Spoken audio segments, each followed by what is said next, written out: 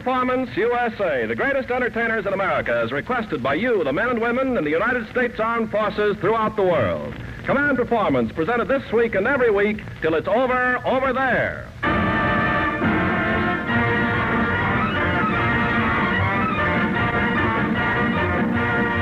Okay there, gang, this is Ken Carpenter oiling the old swinging doors on your bar of music. And as usual, we're about to uncork a barrel of fun, music, and high-class trivia in answer to your request to Command Performance, Armed Forces Radio, Los Angeles, USA. Much V-mail has slid under the mailman's tunic since our first guests appeared here in the old hall, and so we're extra happy to have them with us tonight. I refer to the happy couple who reside in the Burns house. Who else? George Burns and Gracie Allen.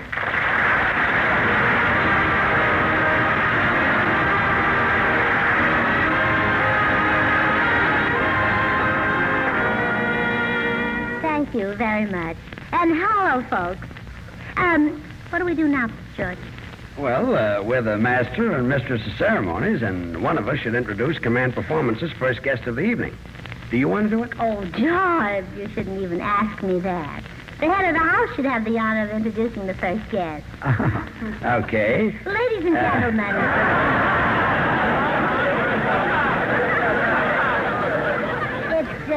It's my pleasure to introduce probably the greatest trumpet player of our time. We've had lots and lots of requests from you fellas, but we had to wait till we got to Hollywood before we could present him. That sounds reasonable, doesn't it?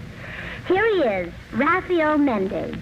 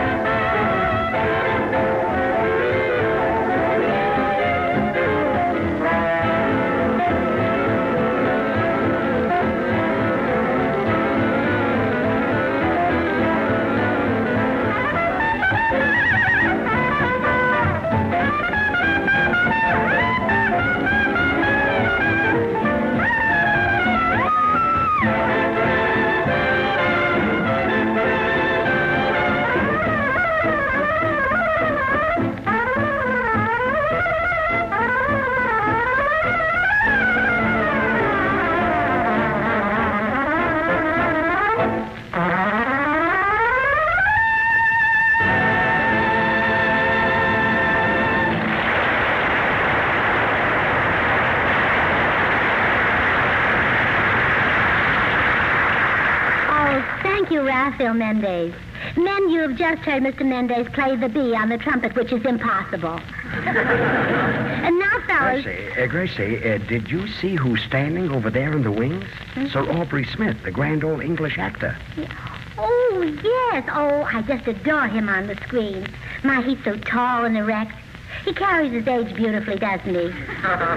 He sure does. Gracie, do you think that you'll still love me when I'm as old as Sir Aubrey Smith? Well, of course, Judge. Why should I feel any different 2 or 3 years from now?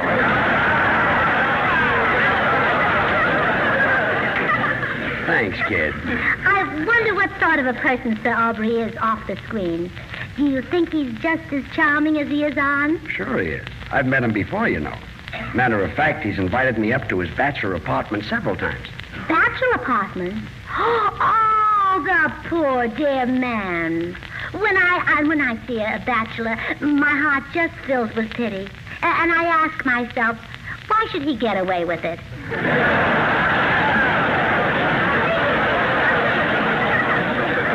I wouldn't worry too much. Sir Aubrey is probably very happily unmarried. Oh, how can he be? What sort of life does a single man lead? Every night he calls up some girl he hardly knows, takes her for a ride in his car. They park on some lonely road. Then he... Well, go ahead. I picked a wrong example, huh?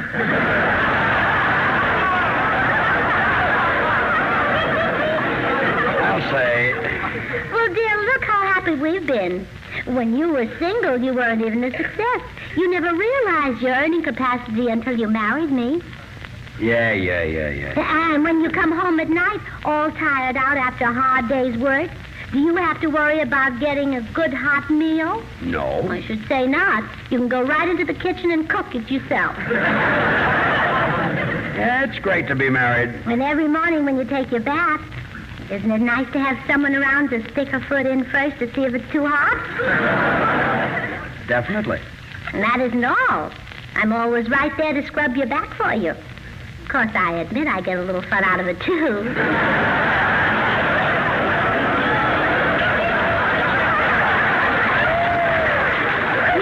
You have such a broad, massive back, all the way down.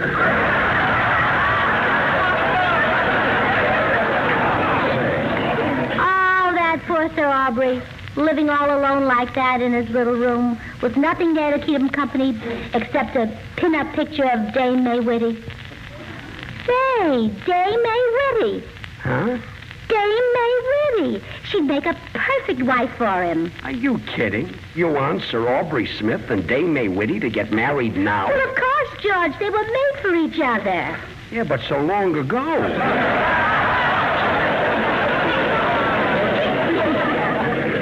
Don't be silly. It'll be a beautiful romance. Sounds divine. Yeah. And then a little later, maybe there'll be a patter of little feet around the house. Sir Aubrey Smith and Dame May Whitty. The patter of little feet. Well, sure. She owns the cutest cocker spaniel. Now, you stay right here, George. I'm going to call Dame May and tell her to come right down. Gracie, come back here. Introduce the next number, dear. I'll be right back. Oh, fine. Great little matchmaker, that girl. Hope she doesn't find out that Lassie and Rin Tin Tin don't know each other. Say, pardon me, George. I hate to interrupt, but you know our policy here on Command Performance. You mean no request is too big or too small? That's right. We have some very unusual requests this week from Gary Sachs at 244 and Captain Roland C. Schwartz, a deep bow from us, old man. And Mangrum the Divot Man also sends along a request that's quite unusual. And then comes one from Julius Kelly and Wilbert Davis, Ernie Duncan and his Marine gang, Short Stuff, Rusty, Sack, Chow, and Lucky. This is Lucky. This is the silliest of them all. Nothing like this has ever come in before. Well, what's the request, Ken? Oh, this will kill you, George. It's the most ridiculous thing. What? They want you to sing on Command Performance.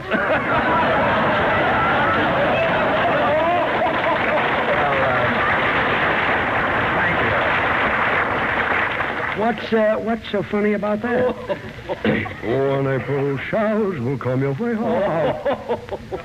I'll be very happy to sing. Oh, no. Now, George, let's not louse up a good show. No, just a second.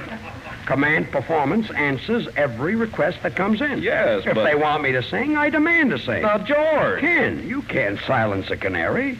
You can't stifle a nightingale. One April showers.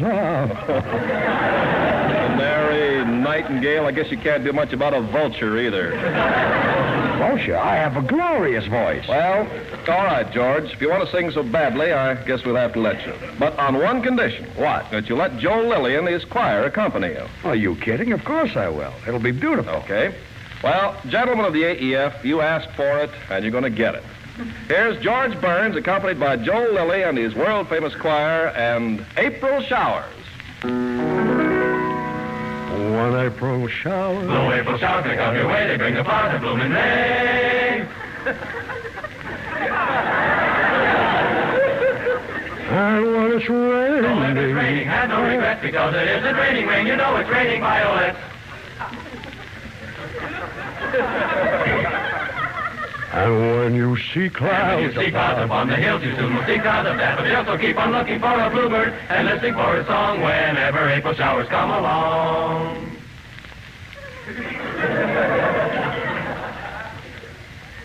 When April. Okay, boys. That is.